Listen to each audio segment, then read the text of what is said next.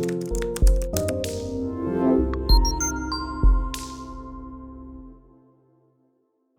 Maloney. I'm born and raised out here in Vegas, and I'm 25. I'm Daniel Bulgatz, 24, also born and raised here in Las Vegas. So Cool. both products of the town. Yeah, so what is Graffiti Park? What does it mean for you guys? So essentially, like, Graffiti Park as an idea is a community of artists in however they want to define themselves as an artist. That's like a main thing, is we throw the word art and artist around a lot, and we truly believe, and like it's always been the mission of Graffiti Park, that it really is in the eye of the beholder in terms of like what people want to create and how they want to feed that. So Graffiti Park in itself as like an idea, as a community of artists, and trying to give that community of artists a platform to be able to showcase those different talents. So that as an idea, but as an actual place, as an actual thing, I'll let Daniel explain like what we want to do with Graffiti Park. So we're currently looking at spots in the downtown Las Vegas Arts District specifically to cultivate this community and essentially do what we're doing here at the schools every day. Now that looks a lot different because it won't just be muralists there, but it'll also include sculptures, live music, live dance, entertainment, food trucks, anything and everything that could be considered fine art will essentially be cultivated and curated there. We've heard it said a lot around Las Vegas is that there's tons of different arts, there's tons of different artists and different communities and different niche groups, but there's nothing that really unifies or brings them together or centers it around them. And so that's ultimately what Graffiti Park will be, is a place that all can come and express themselves in whatever way they so deem choose, or and can choose to be an artist in any way that they want to, whether it's video, music, art, you know, the whole 9 yards, everything. Anything that anybody as an artist wants to do, they'll be able to do at Graffiti Park, is kind of what we're getting at. So we're currently in talks with the developer downtown to hopefully make this a lofty goal to open up by the end of 2022. Okay, so that was a lot, right? That was a lot from both of you guys, right? Yeah. So let's get into it. How did this come about? Right.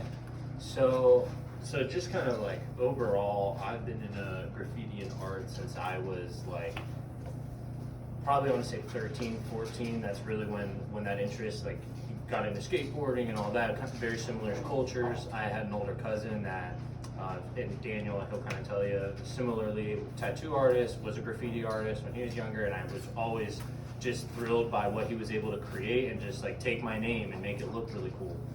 So just as like a passion, like that's where, you know, my graffiti and art passion kind of comes from. I'll let Daniel share his origin. Yeah. So same thing, I'm one of 7 kids, and so my oldest sister, she's married to an amazing artist named Chance Gomez over at Collective Tattoo Parlor. And so growing up, obviously, like, as an artist, right, you aspire to be like the ones that you see growing up, and so he was always so amazing, and there was just like such an unbelievable factor. It was like, holy crap, how do you create this? This is like alchemy of like turning nothing into gold. And so, like that said, Daniel took a trip with his family. It used to be called Hope Outdoor Gallery. It's in Austin, Texas. Okay.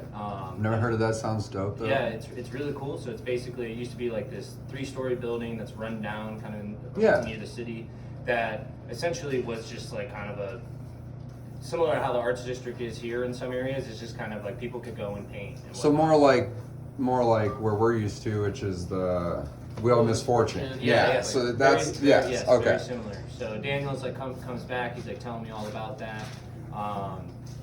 That said, like we're sitting there. We're both in. You know, we just kind of went through. We're both into graffiti, both into art. And he was like, "We're coming back. We're sitting there in college." And he's like telling me about this really cool place. But he was also telling me like, you know, it was kind of run down. There were like needles and trash and stuff. And so then that was essentially like, we're just sitting there in his room, and I like looked at him and was like, why don't we just make something like that here? And so that's kind of the impetus for it. So like 2015. And that's a crazy thing to talk about. What pushed you to do that? To not just sit on the couch, but you said, you know what, fuck it, let me actually do this. And here's, I guess, the cool thing. It was like the homie, I'm telling Dan all about it. I'm like, bro, this is so sick. Like, we should do, like, there should be something like that here in Vegas. Like, why isn't there? And he was like, why don't we do it? Like, he was an economics major. I was in hospitality. It was along the lines of what we wanted to do. Granted, we were still in college, so like we didn't really know. Obviously, we're caught up with other shit going on. He got a full-time job and went out to Memphis. And it really wasn't until like start of COVID, like literally started in 2020, when all the schools went down, and Dan and I were like, dude, this is a perfect opportunity. Like, all the schools are completely. Who had the idea for the schools? So I think That's a crazy place to start. Think about that. It didn't start at schools. It adapted, because we were at Dreamer first. They had done Okay. like the whole Yeah. like tour across America, and they were at the YMCA. They were going to turn this. So how do you storage guys unit do the into- Dreamer Lab? So same thing. I was over there talking with Chris. He was like, yeah, we're going to do this. I need a bunch of artists to come in. And again, it was like a call to action. I was like, well, we want to create this park. We, And this have could all give our us a friends to good, do like, this. yeah. exactly. So it just like kind of fell. It just kind of became that. It was like, okay, well, so from like 2016 to 2020, right? Those 4 years, like we're massaging it. We're like, okay, like if we come up with these business plans, like, okay, how can we look? How do we keep the lights on? We want anyone to be able to come and create and do these things, right? And so we're trying to answer those questions with these like business major, hospitality major, college like hats on. Like he said, like I move away, we're just doing phone calls, and then he had a connection for Dreamer, and he had shared like our dream of Graffiti Park, and so Chris, great guy, a mentor of Daniel's, essentially was like, hey, we have this space, I need it painted. And so then that's when it was kind of like Daniel, like it dawned on him, like, okay, if we don't have a place where people can come create, let's just go find places we can bring them to create. So something that I keep hearing us talk about, and this is something that like really resonated with me when I met you, was you keep saying you left. Right. What brought you back? Right. Because you left. You were when I didn't know you. Yeah, when right. I started hanging out with here, it was Daniel. Yeah, This yeah. was Daniel's beast. Yeah. When that's how I looked at it. Right. Then you came around, and it was like, oh, okay, he's from back in. But Yeah. you left. What brought you back? Right, so that's funny. So the plan was to always, like, this was the plan. Like, the plan was to always come back. So I went out there, originally was supposed to be for a year. We were still massaging this. After that first year, I had an opportunity to stick around another couple of years and work on some cool projects. And I was very candid with Daniel about like all that. Like, hey, I'm hanging out there. I know. And he was working some other jobs at that time. Still kind of, entrepreneur trying to make the whole ends meet. And to your point, very much so his beast for the first almost year, a little less than a year, the first like 5 or 6 projects were Daniel himself, right? And so nature of my job, I was traveling a lot. It was difficult to be back, right? And so, to answer your question, what brought me back, it was the plan was to always come back. It was just a matter of, okay, after these 2 years, when I've knocked out these projects, I'll be back. And then I came back. That all like last year around April, May. Another thing with COVID, kind of working from home with the job I was at, I was able to come back and start to work at some projects. I was able to meet you at some of the ones kind of in the spring before the summer hit. And then I've been back since June and been at every opportunity. So since. let's talk about this. Did you ever feel like, hey, maybe I have to get this done? Prove that me and my friend can do this. He's gone. He's out somewhere else. Yeah, I need to prove to this guy, like, hey, this is what we're gonna do. We talked about it. Let's actually get it done. Yeah. Because he was a year older than me. Is a year older than me, and so he had graduated college before. And this whole time, I'm like, how do you conceptualize like, okay, like we need to build this thing, and how do you like start to do it without just taking first steps forward? So every phone call or every meeting we took, was a phone call back to Dan relaying like, hey, what do you think about this? Like, and it's cool because it built up the systems and the processes that I think will really push us moving forward. Like as the Google Drive and ensuring that all of our meeting notes are synchronized and up online so that like it's just pick up and plug and play. And so we were so blessed as when Dan was able to come and move back to Vegas and work from home. with our fraternity, it kind of led to now it was like, okay, well now we're able to pick up a lot more projects and start moving. And so yeah, so since Dan has been back, now we're able to double up, as at least going out and seeing things. We've now got our 501c3 nonprofit status through that. Dan and I got audited, and we're past the check, and we're cleaning through with the IRS. We're there, and so now going forward, it just gives us a lot more mobility, and now with two of us here, I mean, we're looking to potentially bring on new team members and see who wants to join our vision and goals. Yeah, there's like a lot of learning. Like when I came, like I'd be like, Daniel would be like, all right, like this is how like artists are gonna show up. Like, I mean, obviously you've been to a bunch of them now, but it's like, you think of how like an artist is the first time they show up. First project I'm working at, it's like I'm supposed to be like the guy behind the scenes over here that he's calling and after all these meetings, right? So, but no one knows that. And to your point, right? So it's like, and I'm not the type of person to like start like, oh hey, I'm the co-founder of this whole thing, but it's like, hey, like welcome. And then if they ask me a question, there's a lot of like, so what do you tell them when it's this, or how have you found it the best way to explain it to principals or teachers this way, So it's kind of roles reversed. He's talked a lot about like me being a year older in the fraternity, kind of as a mentor. So coming back to your point, like he was like, hey, this is how we do it. And I'm like, cool. So you almost felt like you went from being a mentor to Daniel became like, a mentor. deferring To you, man. Like, see, and that's cool. Yeah. You guys built a stronger, like. Well, and it's honestly amazing because everything about Graffiti Park, and to anybody listening, watching, like the whole premise of this idea just started with, okay, get up and do it. Like, we got this idea. Fuck like, tomorrow. Take a step forward and just do something. And so that turned in a bunch of conversations, right? Turned into one opportunity, a dreamer. And then that one opportunity led to 2 YMCA projects, and we loved the YMCA, they were awesome, but again, a teacher was a mom of one of the artists there, and she was like, hey, I know a school that could really use something like this, and immediately it transitioned. Let's talk about where we're at right now. This school right here, you guys got to realize this is literally one of my best friends lives down the road in that house. His kid goes to this school.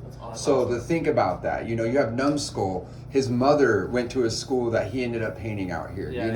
Things that, but like something I realized recently, and I never thought about this. Schools were so boring. I never thought about how boring they were. When you're a kid, you don't realize, you're just at school. But it's so boring. You're just forced to go. You're just forced to go. But when you start seeing Graffiti Park, you start realizing like school doesn't have to be boring. We don't have let's make it fun. You don't have to be in this box of like I got in a really cool conversation with an artist. We have an artist over here. She did a really cool piece in it. It says, "Beauty starts when you start just being yourself," and that's what the quote says. And we were just having a good conversation about like it's important for kids to be able to read that, because here in school, a lot of times it's exactly what you're saying. Like, you're put into this, hey, you got to do your English, and this time of the day we do our math, and then we go to specials, and then we do this, and it's like, real life doesn't have to be that regimented. It is not, and so seeing stuff like this on the walls and being able to read quotes like that, I think, that's really cool. The thing is failure only shows opportunity for growth, or like how so to do things right. Failure. Okay, let's talk about something. Out of the whole Graffiti Park experience, what was the worst experience you guys have had? The biggest failure? Oh, dude, Tate Elementary School for sure. We got a tip from a contractor that was like how they get like the perfect, beautiful straight lines at Sherman-Williams. And I totally bought the wrong shit. I bought like the silicone putty that like ripped off and ruined the bottom. So in trying to get like all of the lines perfect, we didn't have a single straight line in the entire fucking project. And that was a pretty heavy learning curve myself. That was tough, especially because we spent a lot of time laying that cock. All right, and what's so much time? What was the best experience? Best experience? This school's been amazing. Yes, I want to say this project. Aside from the last project, we usually say like this one was like the best one yet, because it's a matter. I have noticed it's progressively. You guys are getting progressively more comfortable being yourselves. Right. Progressively being able to say, "This is what Graffiti Park is. This is what we're going to bring to the table." You go ahead, brother. So. Exactly. You guys also don't have, it's better because now the schools are a little bit clearer on seeing like a portfolio of exactly what you guys are going to do and stuff, instead of like, ambiguousness, like a ambiguity. mystery to it, you know, which is kind of nice, you know. Now you guys, you know, it's like a TV show. You guys aren't on your first season no more. Now we're getting into season 2. That's a really good way. You know, and that's what I'm like starting to think about. Is like you guys are really moving into season 2 now. You know, no. Season 1 was you guys building Graffiti Park, was getting the groundwork done. Now we're moving into season 2. Let's get this, you know, videos taken, show people art, show that everybody can do it. Yeah, and that'll be really cool. I mean, because season 2 is going to be, you know, our grand opening is getting the logo that you see here, a physical, hard set headquarters. So Graffiti Park, that sounds like easy for the name to come about. Right. But come on, did you guys? Was it like that or? So it was like that, but then there was like this. Well, if we put graffiti in the name, like, is it gonna automatically like rule us out? And I talked to Daniel about this. Yeah. We did. And what did I say? You were pretty adamant about it. You were like, no, dude, fuck that. Like, you need the name. You need like the idea. Because and to me, you know, we're taking the word and we're cleaning it. We're scrubbing it. We're right. There's so much bad associated with it. And I like that we're doing something so positive associated with this word. And that's exactly what like we landed on, because we were like, okay, art park, no, that's lame. Like, how do we, and then it just came to like, dude, no, if our whole point here is to like showcase graffiti art and the talent that they have as graffiti artists, and obviously that's expanded as we were talking about to any type, but that was kind of like the core of it. Just call it Graffiti Park, man.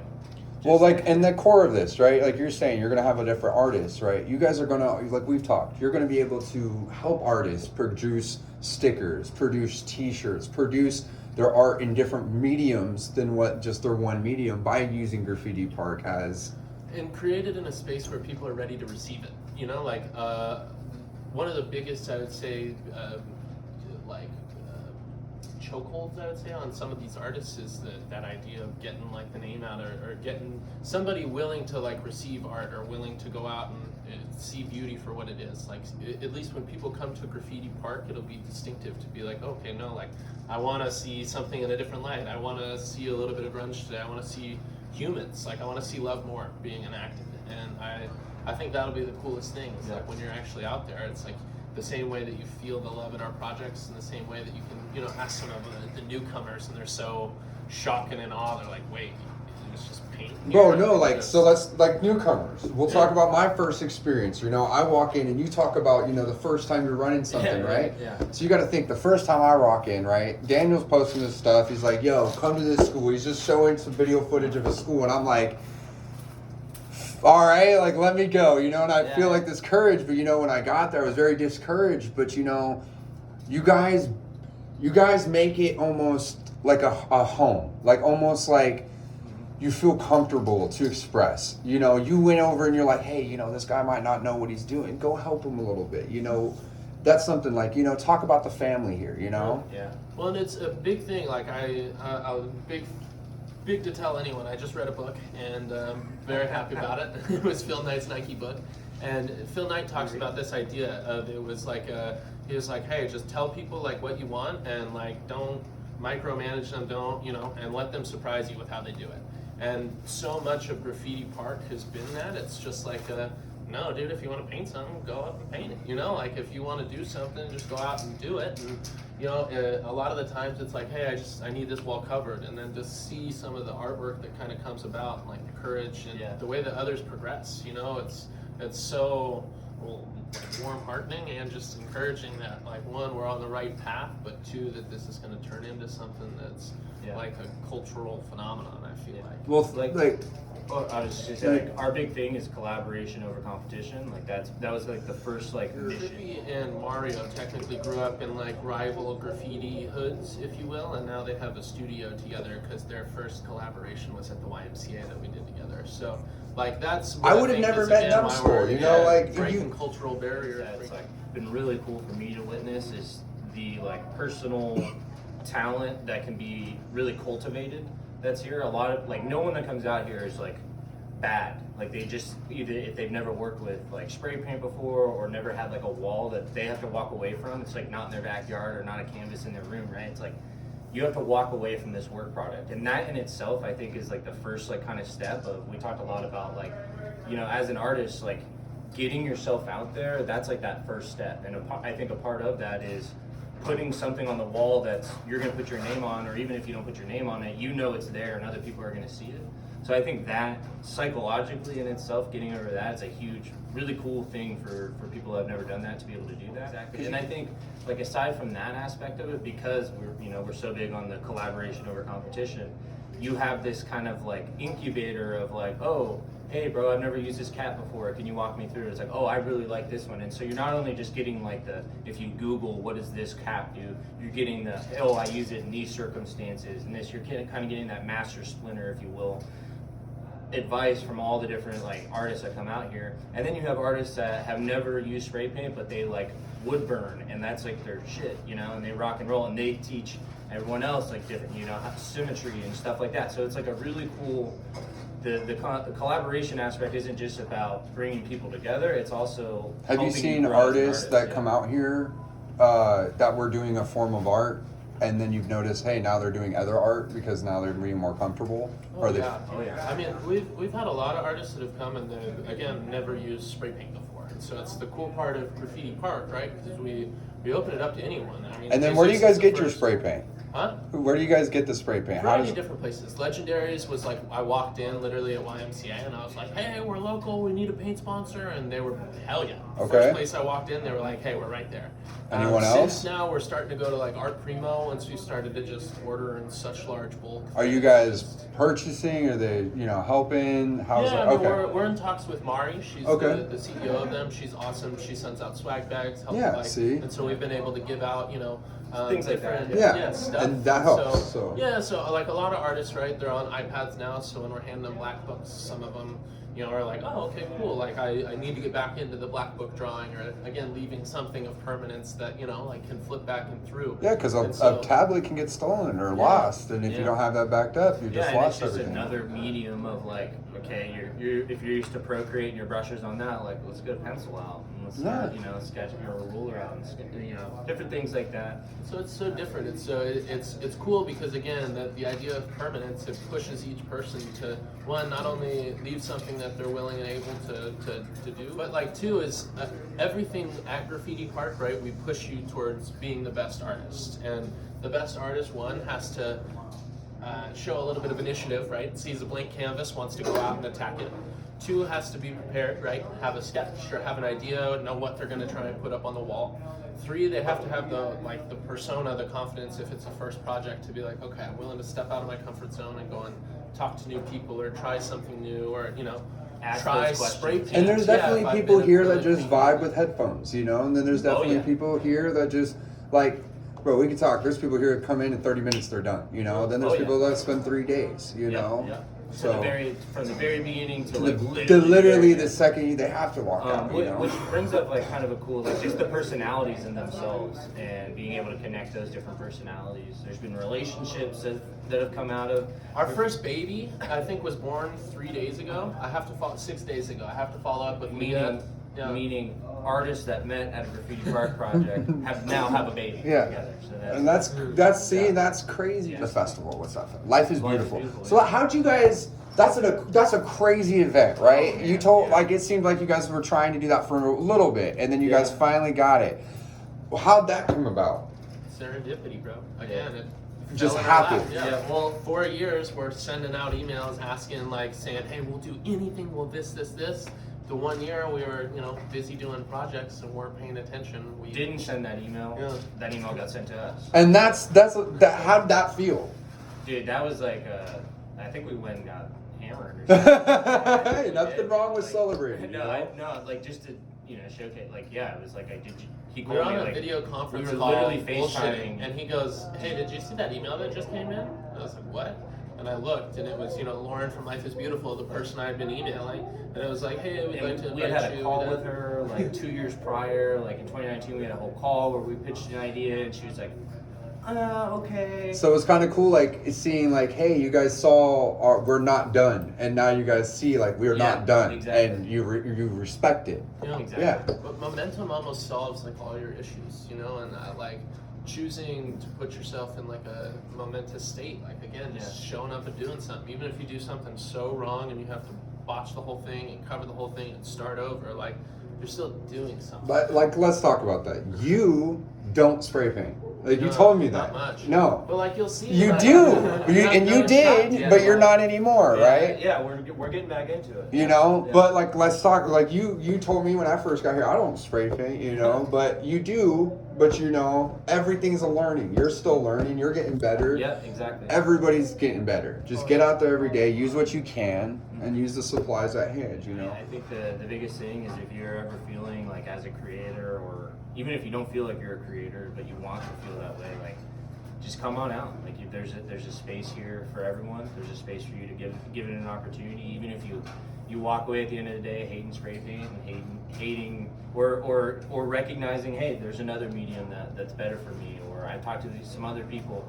I guarantee that you'll walk away from that experience feeling a little bit better about that creative aspect of your life, because I mean, like, one of the things is like you become who, like, you don't become, but you know, your influences are who you surround yourself with, right? And so if you're putting yourself in a position where you surround yourself with other creatives that are also probably stepping outside of their comfort zone, sky's the limit for what you can do there.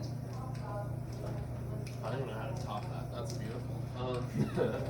You know, just get a can in the hand. Yeah, like the coolest thing is one of our real good close friends, Elliot, like at Life is Beautiful, we got the first opportunity. His son is 3 years old, right? Couldn't press the little buttons, so we gave him a little like tapper thing to put on top of the can so he just like use his hands. Squeeze it, yeah. Yeah. And this 3-year-old is just sprinting back and forth, just like just making straight lines all across and literally that idea of like coming out and doing something ASMR, like it's therapeutic. It's good for the soul. Express yourself. Like to be out here to express yourself on the idea of fuck tomorrow.